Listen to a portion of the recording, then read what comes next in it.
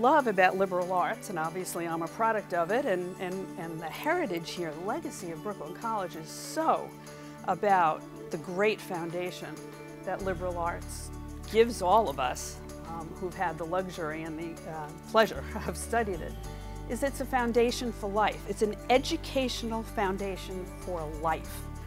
You can do whatever it is you want to do, and you build foundation along the way.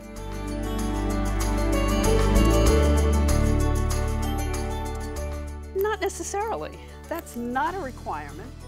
And in fact, I don't really advise it all the time. When you look through the people who've been successful and you talk to them and you think about what they've done and you ask them about it, those who have come from a strong liberal arts background will tell you there are great, great benefits in liberal arts studies and pursuing history, sociology, the arts, music. It could be any of a number of things. The most fundamental aspect and benefit of liberal arts, and that's critical thinking. Critical thinking is going to be the differentiator between those who are very successful and those who are not. So what is critical thinking? We all know we think. Sometimes it hurts. It's taking in lots of information from different sources, sometimes of differing opinion about a particular issue. Synthesizing this information, understanding this information, and then putting it together into coherent thoughts that can then be articulated.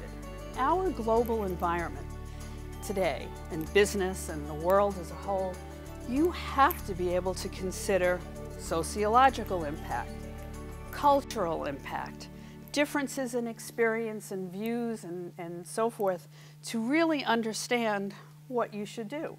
If you're developing a product, if you're selling a product, if you're creating a marketing campaign, if you're managing people, and you don't have a good understanding and view kind of how the world works as a whole, all of its components and all of its components together, you can't do as well as you otherwise might. Communications, communications, communications, a vital skill set that you will develop very, very strongly. There's no way to describe how important it is to be able to write well, to speak well, to communicate, which isn't just using good words, it's using the right words. It's being able to get people to listen, to understand, to respond, to do something about it because of the discussion you've had. There's so many different layers of that, and that ability to communicate in so many different ways. Study in music or study in art or listen, again, history and so forth, you are learning about things, important things, that will help you later. And you may not even realize it now, and sometimes you think, do I really need to know that? And maybe you don't at this moment in time, but boy, will you be happy when that comes out later and you feel proud of the education you received here at Brooklyn College. So I studied psychology. I have a BS degree in psychology. I was not a great student. I wound up at an insurance company in the actuarial department because I'd had a lot of math. Well, there was the fact that I was the first female MBA hired there. So being a woman in that time in those roles was a bit unusual, and that created a whole set of issues. I then came back to New York, went to work at what was then Chemical Bank. None of you you weren't alive when it was still Chemical Bank.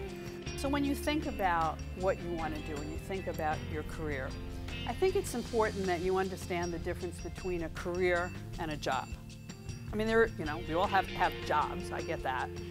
But when you're pursuing a career and you're thinking about a career, you're thinking about something that is inspirational, aspirational, something that drives you in a way that's very fundamental. You feel it, you think about it, you picture yourself, you consider the future, you're thinking long term.